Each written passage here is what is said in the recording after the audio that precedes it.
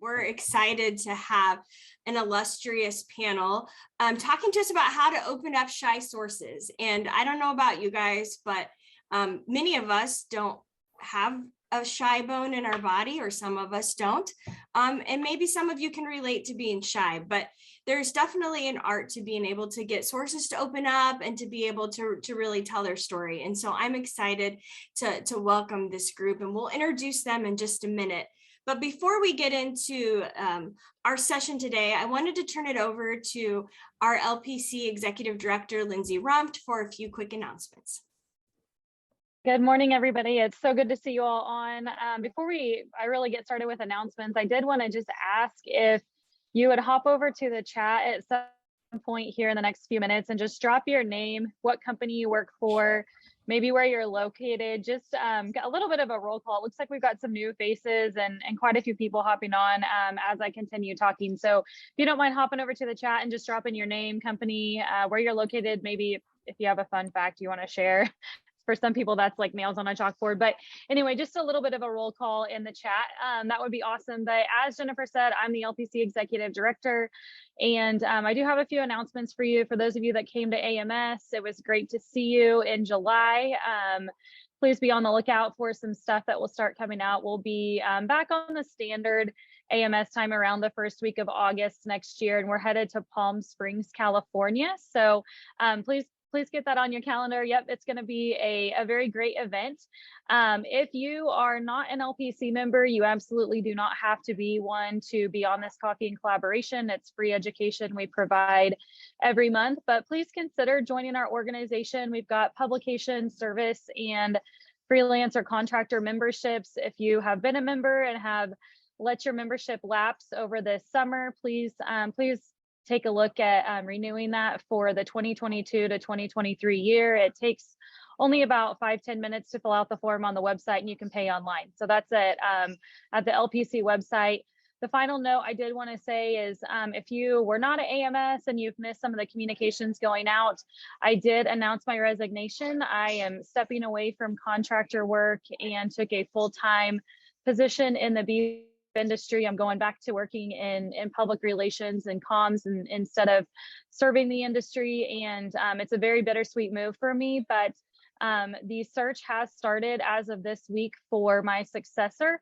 If you are interested in a contractor type position that focuses on administration, governance for a nonprofit, which is LPC, please take a look at that description. It's on the LPC website under job postings. Shameless plug, if you've got job postings for your employer, the company you work for that you'd like for us to post on the website, feel free to shoot them to me. My email address is lindsay@livestockpublications.com, Lindsay with an A. And I'll be happy to post those for you. That's part of just a membership benefit, is being able to list your jobs open on our website. But those are a few of the quick announcements to me. Thanks to Jennifer and Angie again for all of your work in getting this coffee and collaboration rolling. And of course, also thanks to our sponsor with Novel Designs. Great to see you all this morning. Don't forget to drop your name and info in the chat, and have a great day. Well, thanks so much, Lindsay. And I hate that this is the last official coffee and collaboration with you as our exec. You're definitely going to be missed, and we're so grateful for all that you've done to get LPC through some crazy times in our world and help us get started on the next path that we're going to be starting on soon. So thanks for everything. Thank you. I appreciate that. It's like I said, it's a really bittersweet move, but the best part is that I'm not going too far. I'll still see everybody at industry events and probably at AMS too next summer. So, well, that sounds good. Well, we wish you the best. So I know we have a very chatty group today. I'm sure you're not surprised. And so I'm just saying, if you were, we're going to try to do the 10:45 cutoff, but we may end up going a little bit over. You guys just feel free to jump off whenever you need to, because we respect everybody's got busy days. But if you haven't been on one of our coffee and collaborations before, we hold these typically every month. We take a month off here and there based on some of crazy schedules with our publications, but stay tuned to our social media and you can join us for future ones. We'd love to have you guys continue on with us.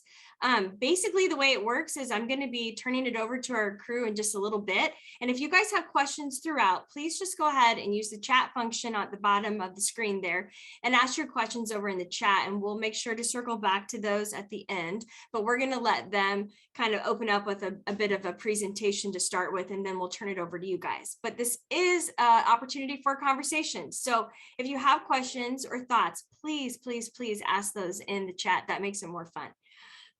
With that, I'm going to actually introduce Ann Marie Ames. She is the Senior Marketing Manager with Filament and has become a really good friend of mine over the years. She is uber talented and has a really wide range of skills and experiences in journalism and communications. And I think that's what makes her so much fun to work with, because she's seen the industry from so many different angles and can relate to what I do as an editor every day, but she can also relate to a plethora of jobs. And so it's really cool to be able to have Ann Marie with us today. She is going to be leading the conversation or kind of directing some questions and so forth with our other speakers, and I'm going to turn it over to her to introduce them. But thank you so much for joining us. We're really excited to have you guys here.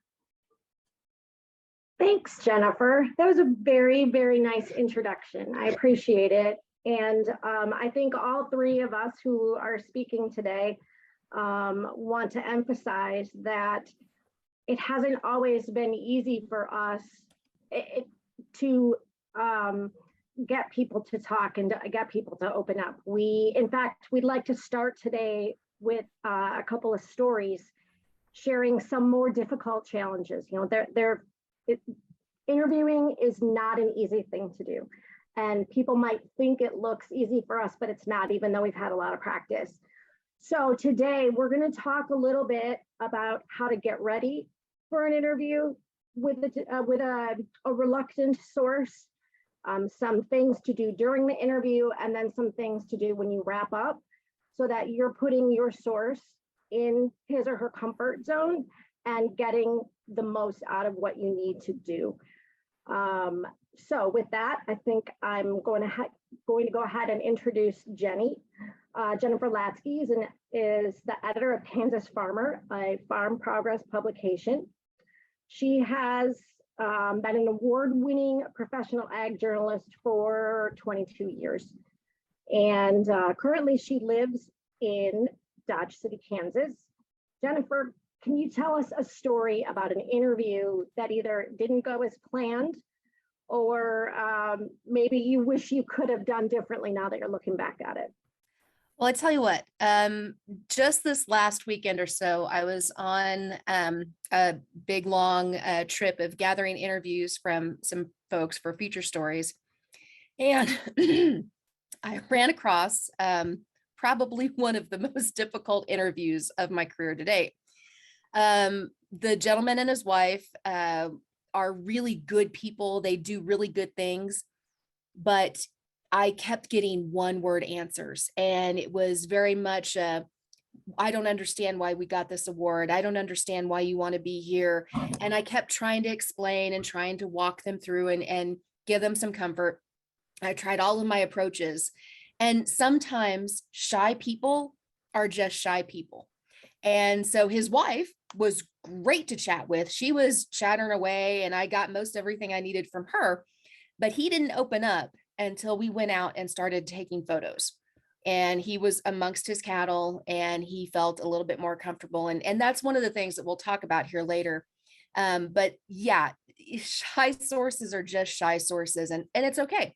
We have a lot of introverts that gravitate towards agriculture and production agriculture, and that's okay.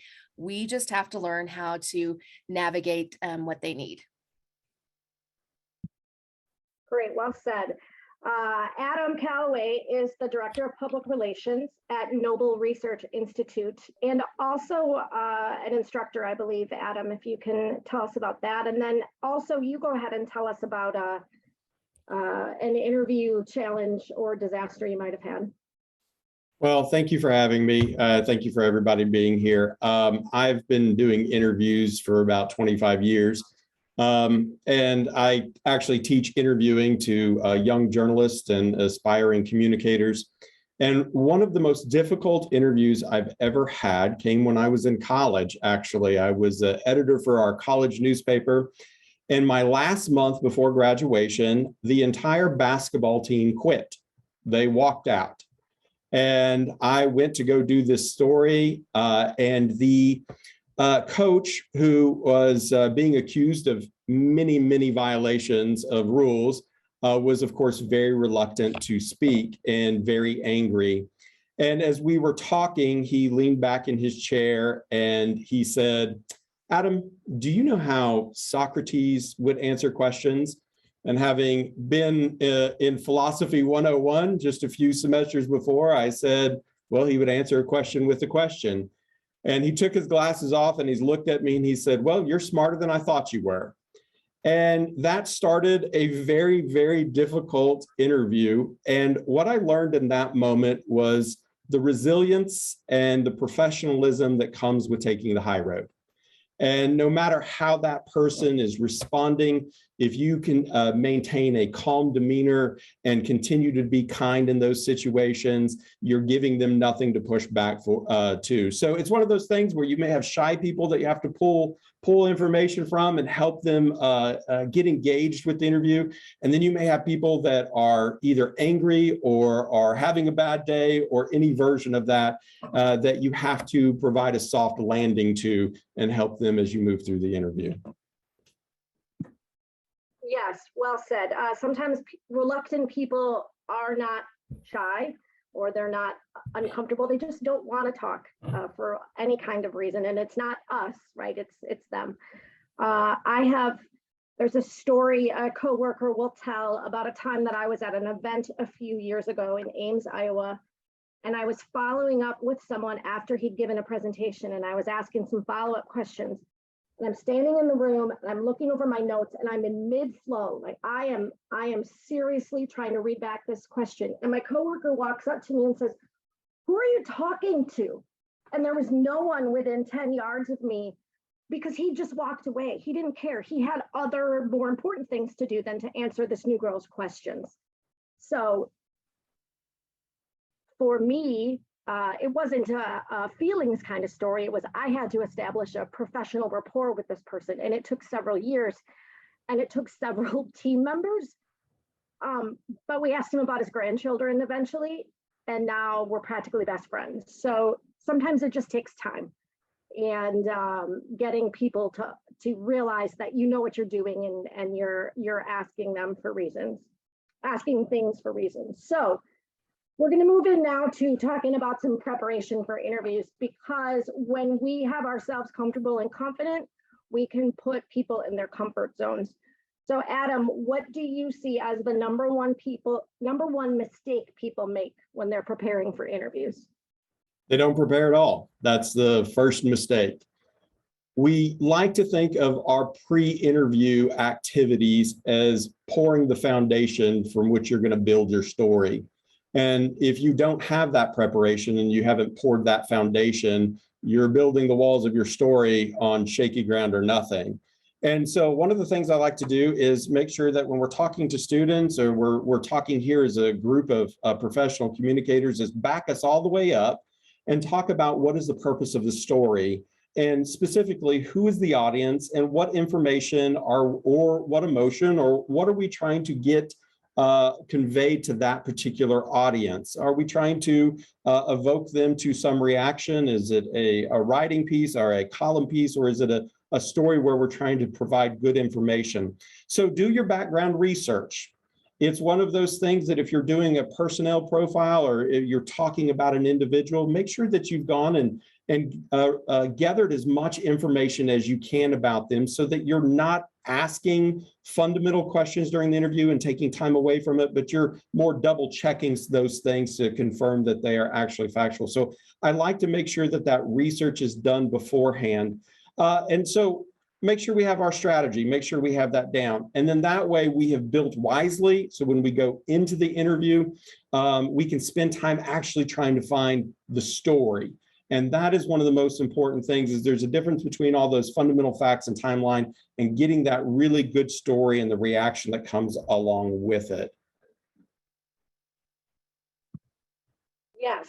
Jenni, what is something that you like to do to set the stage for a productive interview before you even meet and get started?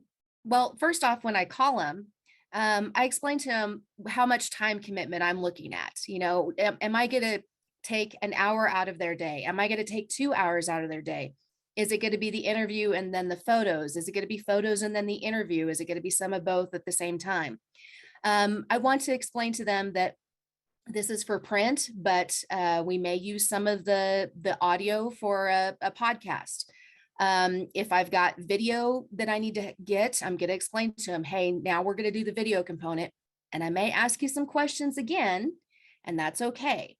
You know, I may ask you some simple questions, but maybe I'm just trying to get you eased into some things. You know, there's all sorts of ways that you can calm somebody into an interview. And really, you kind of have to develop your cow sense. You know, not that these people are livestock. However, we all know when you're working cattle, the way their eyes are moving, they're going to go that direction. Okay. People give you some signs so you can figure out how to ease them into some things. So when I'm in the middle of an interview with somebody and I can judge that they're uncomfortable, I'll switch up tactics, you know, and we'll move that direction. For me, it took me a long time, and I don't think young reporters understand this enough. It took me a long time at the beginning of my career to realize that they were maybe inherently nervous themselves for some reason that did not have anything to do with me. Maybe they are introverts. Maybe they are neurodivergent. Maybe they are having a bad day. I can do everything within my power, and sometimes a bad interview's just going to happen. My job as the interviewer is just to put them at as much ease as I possibly can. And if it's not going to work, you know what? There's always some extra backup phone calls that you can do.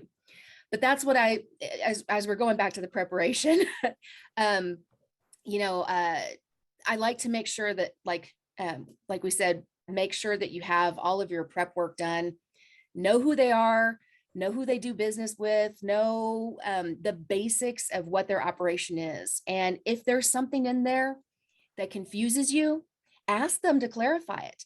Hey, I've got to explain this really technical thing in your lab setting. Can you help me explain it to the farmer that needs to understand why dollars are going towards that research? Give them the power to be the helper, and all of a sudden the doors will open up.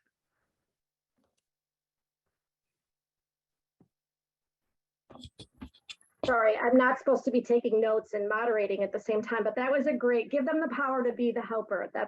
It's a great way to put it. Bring someone in on your team to help you tell the story. Adam, how do you recommend people record interviews without distracting the speaker? Man, this is one of those fundamental things that you have to work out for yourself as the writer. And you have to decide, and it's evolved through my career on how I've approached this.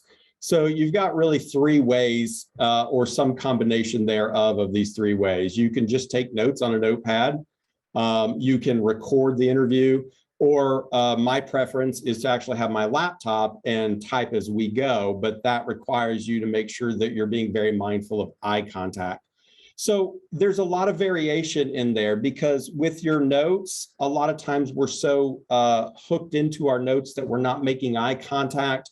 We're not engaging that person in a full conversation. If you go with just the recorder, then you've got a couple of things happening there. You've got the time it takes to then transcribe those notes or go back through those notes. It does allow you to engage with that person. A lot of times what people will do is they'll double up on the first two. They'll have a recorder, they'll be taking notes, but they don't have to take copious notes. They're able to just look at timestamps and other things for good quotes that they like. It also gives you the benefit of having recorded the full conversation if something happens to either one of those first two methods. I prefer typing directly into a computer or a laptop as we're going. But I like to be able to put my hands on the computer and type, but continue to maintain eye contact and conversation. We have to remember with all of these things, as we're writing it down, that the interviewee is experiencing something on their side. They're either realizing that what they're saying and they become very aware of the words coming out of their mouth. A recorder, oftentimes when you place that recorder on the table or walk around with it, it feels very much like a snake, and it's just sitting there, and people are now becoming aware that everything they're saying is going onto some record. And the laptop itself can be a barrier if you don't sort of set it to the side. So as Jenni said, you sort of got to adapt. I like one mode, but clearly I'm not going to carry a laptop around in a field when I'm talking to a rancher. And so I go with just Notepad. It is one of those things that you have to adapt to the situation, you have to adapt to the interviewee, and you have to make sure that you're comfortable using whatever tool you pick. Very good. Actually, Ann Marie, hang on just a second. I wanted to follow up on that. Yeah. You might also use that notepad as a way to slow them down.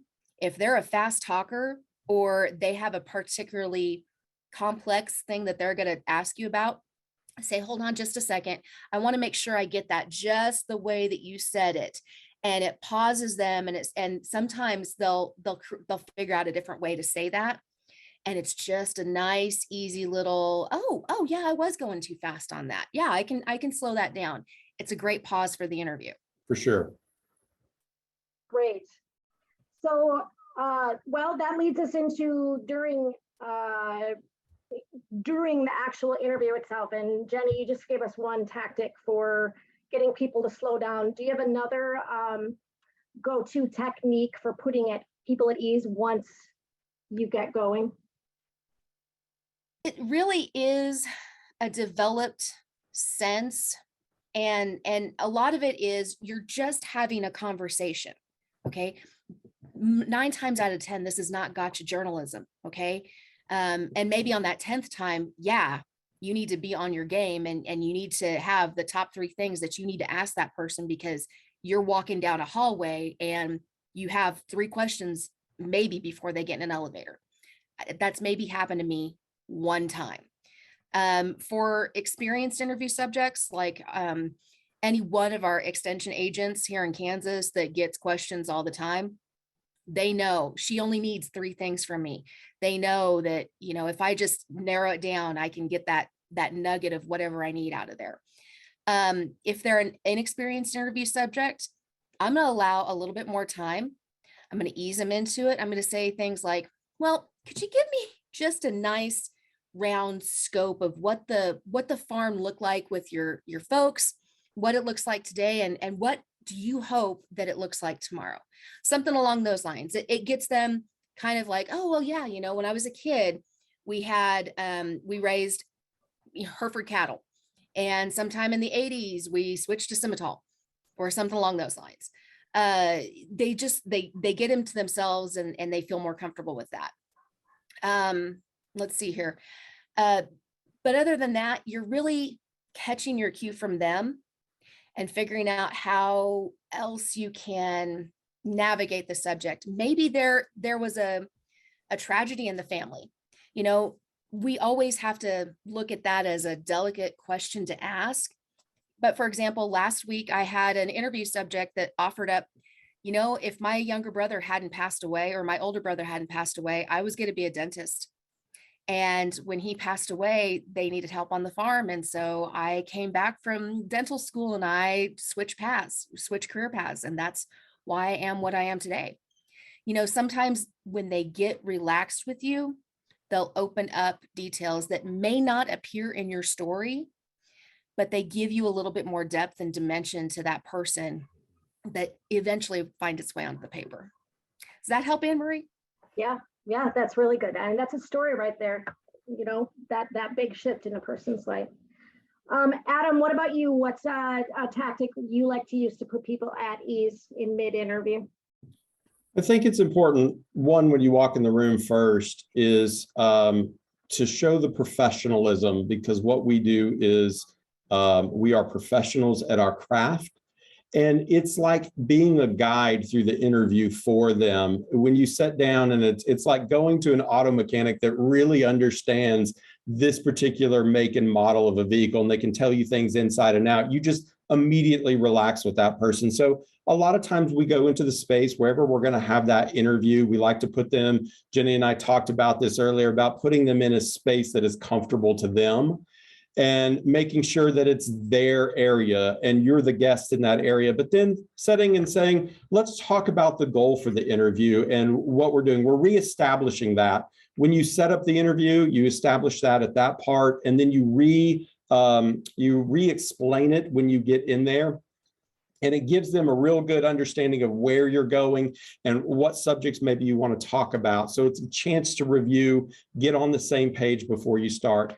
And then I like to start with really simple present questions, things about maybe what are happening in the room right now. A lot of times what we'll do is if a dog is in the room, I'll ask them to talk about the dog a little bit. Well, where'd you get the dog? And what we're doing is we're just starting with their day and where they're at. And that starts to get that traction. And what we know from public speaking research, which equates a lot of times to interviewing, is that if you can get through the first 2 to 3 minutes of whatever you're doing, that anxiety level dips way down. And if you can do the same in the interview, what you'll see, to Jenni's point, they open up, they relax, and they start to have a conversation, which is where you want to get them. Excellent. One thing that I've learned in putting people at ease and helping them know what to expect, I remember telling an editor years ago, I just looked at him and said, nobody ever tells you how much you have to sell yourself and sell your own qualifications and your capabilities. Not only do you have to pitch the story idea to your editor, but then you have to pitch it to the subject, and then you have to convince them to talk. And you have to get very comfortable very quickly establishing yourself as a professional who knows the industry. If I can get a pork producer in 45 seconds, okay, maybe 3 minutes, to understand that I have a baseline vocabulary. I've had a lot of training about, I don't know nearly as much as he or she does, but I know my stuff. It helps them know, okay, I don't have to educate this person, or this person isn't going to misunderstand me, and this person wants to listen and do a good job. So establishing right away that you know the business, or you don't. I will say, I don't know anything about this topic, and so I need you to start at kindergarten level for me, and thanks for your patience. So really letting people know that you know your stuff and what level that conversation is going to be at, that really helps a lot.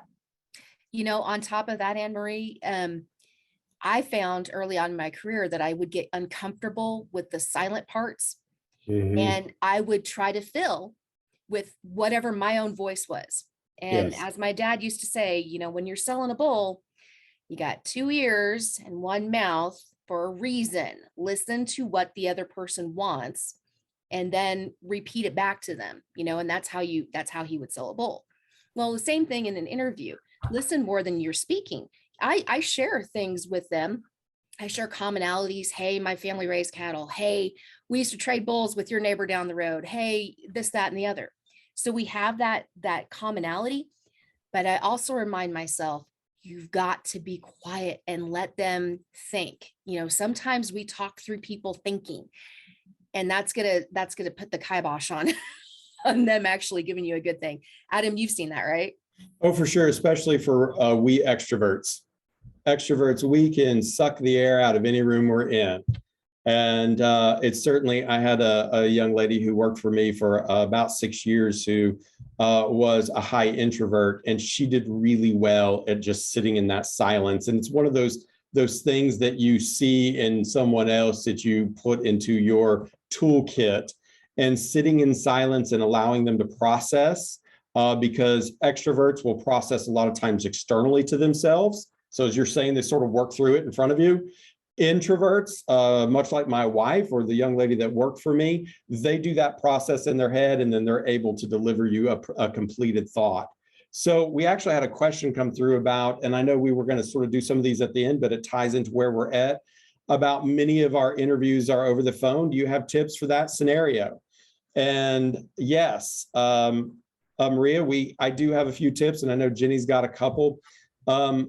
If you're doing it over the interview, if you're doing the interview over the phone, you typically are in a time crunch. So one of the things that I like to do is establish how much time we have at the beginning of the interview, because then you know what you're working with. If they say, I've got an hour set aside, I couldn't drive to see you, but I've got an hour, then I start with those familiar questions again. Well, tell me about today. How are things going?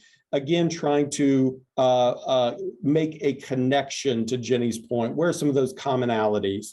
So I like to have that. If you're in a time crunch, then getting to that goal and getting to your bigger questions first are pretty important. A lot of times in interviews, we like to ramp up and get to the harder questions and the more important questions in the middle and the end. And then during these phone interviews, what we have to do is inverse that. We have to start with some of the harder questions and then backfill because we're worried about time running out on us. I hope that helped. Jenni? I was just going to say the same thing. First off, I always ask them, are you in a place where you can talk? They may be in the middle of a pig barn and it's noisy. They may be in the middle of a tractor and there's noise, or they may be driving or something along those lines. I want to make sure that they are safe on their end and they're paying attention to whatever equipment they're operating and not paying attention to me. And I know that sounds silly, but the last thing I want on my conscience is somebody having a farm accident because I called them. Secondly, definitely ask them how much time they have, and then start at the top and look, hey, we had this incident coming out this direction. I know that you happen to raise cattle the same way that these people had that incident. Could you tell me about why that might have happened, or something along those lines? Establish what the situation is, establish why you're asking them this question, and then ask them the question. Pretty simple, easy peasy. And make sure that they understand that you're, recording or something along those lines, but understand that, yeah, this is for an interview, because sometimes we can call them and because we're buddies, they think it's it's just a buddy checking in kind of call. No, they need to know that you're interviewing them for a reason. So, Ann Marie, what do you think? If it is an interview that makes you nervous and you're on the phone, stand up. It just helps you be more authoritative and feel more confident. That was one that I've done quite a bit. And I think the value of being on the phone is pausing and reading things back to people. Can I say that back to you again? Let me see if I can state this back, because it's harder to hear and understand on the phone than it is in video or in person. That's probably two things, but you're right. You usually are in a time crunch in a phone interview. Great. So let's move toward wrapping up. Jenni, do you have a favorite last question for an interview? So this one, I don't remember who gave this to me at some point in time, somewhere in my career. Somebody said, ask them my favorite question to ask is, what's the one question that you wish I would have asked that I didn't ask? And simply put, they're the experts. I can prepare as much as I can, but sometimes they're sitting there waiting for you to ask them this big important question. It's the elephant in the room, and you did not see that there was an elephant in the room when you got in the room. And so they're the ones that will tell you, well, you didn't really ask me about XYZ. And that's kind of a big thing for our operation. And then it opens up a little bit more. And I tell, typically I'll be putting away the recorder. I use my phone to record things. I use Otter, and it transcribes as I go. So that helps me a little bit.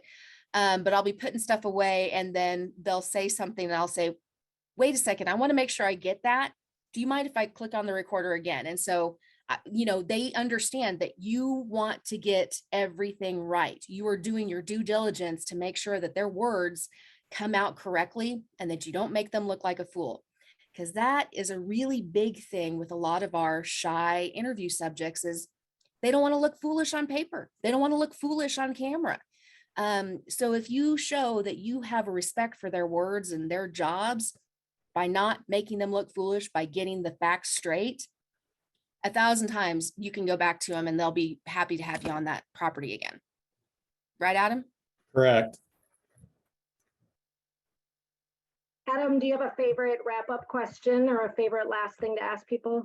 Yeah, it really does go along with what Jenni said. It's, did I miss anything that you wanted to talk about, or was there anything important we didn't talk about? It's very similar, it parallels what Jenni's talking about. And it allows them, I will tell you that, you know, as they say, 80% of statistics are made up on the spot. So I'm going to say 90% of the time, they say something of great value in that last question. So I find it to be such a useful tool to Jenni's, the same points that Jenni said. Well, and while you're taking photos too, you know, I'm juggling the camera and taking photos, and sometimes they'll be so at ease while you're taking photos that there have been times where I've said, hey, I'm just going to hit the record button on my phone while we're taking some photos. And sometimes you get some of those best conversations there. Or I'll stop and I'll say, hey, I need to write that down. That's a really great fact there. And again, it's just showing them that you have respect for their words and their wisdom. That reminds me of something, and I'm going to pop a question on you guys that we didn't talk about in advance, so sorry. But mostly we're talking about writing for print, where we're doing an interview and then we're recapturing it. But adding photos adds a layer of anxiety, and doing a video interview adds a whole nother layer. Could Adam or Jenni, could you speak to a tactic you've used to put someone at ease if you're doing a video interview? Adam, I'm going to let you take that one because you probably Sure. do video interviews way more in your job than I do. I have some amazing videographers on our staff, Ryan McNeil and Sean Smith, that are amazingly skilled video interviewers. And what is wonderful is whenever you sit with people is explain what they're seeing, because a lot of times you put, if you're in a staged area like a living room and you're putting up big lights around them, it starts to become intimidating because you put this like alien ship light 2 feet over their head, and everything becomes even just hyper uncomfortable. And so one of the things, if you talk them through what those things are for, if you can give them a glimpse of what the photography is looking like, because what do people, are they really concerned about? They're concerned about looking dumb or looking bad. And so if you help them overcome that fear with knowledge, with information, with what the practical things are happening around them, it starts to reduce some of that anxiety. And then, of course, you always set up the camera and then you say, don't look at the camera. Go a little bit further, because now they've got this giant thing in their face, you know, and they realize that they're being recorded, just like when you have an audio recorder. And they become aware of all of those things. Go through a check with them, look around where they're sitting, look at them. Hey, you might want to move this piece of hair back, and take care of them like you are their PR person. And for the PR people on the call, you know what that's like when you're dusting dandruff off your president's shoulder and taking care of them, getting them all proper to go through the interview. Help them. And so then you sit down and again, give them that reassurance about what the end product is going to look like, and bring that professionalism to the front. And then they realize they're in good hands. Very good. And I can also see, tying it forward to what Jenni said earlier about helping people know what the expectations are. You know, you're going to get a chance to see this and hear it before it goes out in public. You know, if you are obviously doing a produced video, we're going to take out the ums. We're going to make you look smart. You already are smart, but we're going to, you know, just continuously reminding people that they have some control over this, and you're not just capturing video and running away. I think that's a good way to look at it. Well, and Also, I do that too for print, Ann Marie, you know, with a feature story. Right. Mm-hmm. I have enough luxury now in my schedule that I can send a feature story back to the farmer or the farm family and say, I want you to read this. Did I hit everything that is important to your family? Did I accidentally include something that you really wish you hadn't told me, and I just didn't get that memo? You know, there was an instance where I accidentally included a very poignant, beautiful story that this farmer had told me. He said, I really don't want people to read that and think about that me. Okay, no problem. We can write around that. That's okay. It's a feature story. Yeah. I don't do that for a product launch. I don't do that for other things, but when it's going to be somebody's family, it's going to be included in the family scrapbook. Yeah, I'm going to do that because it's important to them.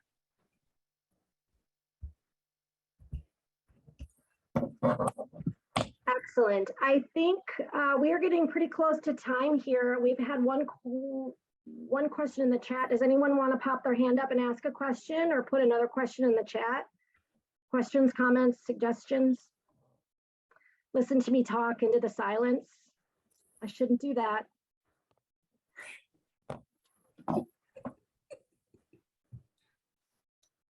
How long can we maintain our... I'm not seeing any other questions pop up. Adam, I've got one for you. Is there anything that I forgot to ask you today that you wanted to talk about with this group? Well, I do see Angie has popped on, and I do want to answer your question, but Angie, I want to honor the fact that you were brave enough to pop on. So Angie. Oh, good. Actually, I'm just popping on because I'm supposed to wrap it up when you're done. So Oh, no, okay. I was just getting ready to wrap it up. So no, you all finish. We got a few more minutes. So we appreciate your great thoughts. And this has been a great session today. Well, let me wrap up with how you wrap up an interview then. Because oftentimes when we finish the interview and you've collected that, and so you're leaving the location and you get in to your vehicle and you're leaving, there's that sense of relief and accomplishment, and then we're sort of done. And I don't know how many writers just sort of let the notes sit, but what I encourage people to do, especially those that are new in their career, is to immediately block the time after an interview to write. Go get a drink of water, shot of Gatorade, get your blood sugar back up and sit down and get through your notes, write your lead, block that time afterwards to start the story. And what will happen, because it's so fresh on your mind, is a lot of times you can get the clay of that interview shaped into something that resembles your finished product or 70 or 80% through. And so it's one of those things that if you take that time and don't run away from it, but stay immersed in it for a little bit longer, you can really help yourself when you get to fine tuning the story. For sure, for sure. Hey, Ann Marie, we did get a question on here from Hannah about when you're on the phone and you've got somebody that on the other side, they're speaking a lot, and there just doesn't seem to be a point where you can stop and ask them a question. Any suggestions for redirecting? I usually try. I was raised not to interrupt people, and I hate that. I really hate people that talk over other people and such, but sometimes you only have a few minutes and you've got to herd them back. You're border collieing them essentially. And so you say, hey, that's really great. You know what? I have this question over here, and maybe they may wander a little bit, but you just have to find it when they take a breath, redirect them. You just got to jump in. And sometimes you do kind of have to be a little bit rude, but just say, hey, I didn't want to interrupt you. You seem like you're on a flow, but here's another follow-up question to what I just asked you. And you can do that. You can kind of gently ease them back. Most of those people that are extra talkers, they know it. They've been told it their entire lives. They got sent home from school with a note saying, this child will not shut up next to other children. They're adults now and they still do it. So they realize, oh, she's redirecting me. We're okay. Adam? Jenni, I'd like to point out that during our talk today, you've compared us to both cattle and border collies now. And we're gonna come up with another metaphor set for you, because I guess I'm a red Angus is what it comes to. I guess I'm a red Angus to it. For Livestock Publications Council. Come on, people. I know. You're staying within our vein. It's great. It looks like there's a question Jared Lynn asked. It seems that a lot of best conversations in quotes happen after the camera or recorder notepad is put away because the farmer is more comfortable. How do you manage that? One of the things that I do is we go through the whole thing, and you're packing up the car, and then they say something and you're like, whoa, and you call it out and you say, wow, that's really profound. Let me just get my notepad. A lot of times you won't unpack all the video equipment and you can't capture that moment again. but you can at least capture it and you can layer it into a different part of the story later on. But I'm always on guard with that, always at ready with that notepad. Notebook goes in my back pocket, pen goes in my front pocket, and they don't leave that until I am off the property. So I can access them easily. It's just an old trick that I learned a long time ago.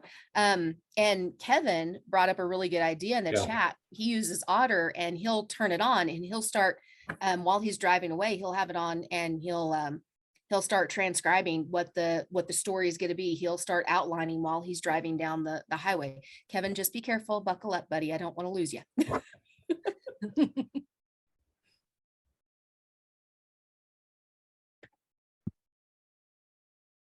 This was great. Thanks for the questions. And I know that if any one of us would be willing to answer additional questions if someone wanted to shoot us an email. I think we'll turn it back over to Angie to wrap up. And thank you everyone for your time. Yes, thank you guys. This has been fantastic. I teach a class at K-State, and I'm going to tell you what, I'm going to take the recording and I'm going to make them watch this because there are some great tips here for the young riders and those that aren't so young anymore to help us improve our daily life. And so thank you so much. You three have been outstanding. We really, really, really appreciate you. And if anybody has any ideas for future coffee collaborations, please let Jennifer and I know. And Lindsay, thank you for your service to LPC. You will be missed. And again, if anybody has any suggestions or ideas or interested in that position, Ben Ritchie is our current LPC president. Please reach out to him or anybody on the exec board. And again, thank you for your time, everyone. It's been a great coffee and collaboration, and we'll see you next month.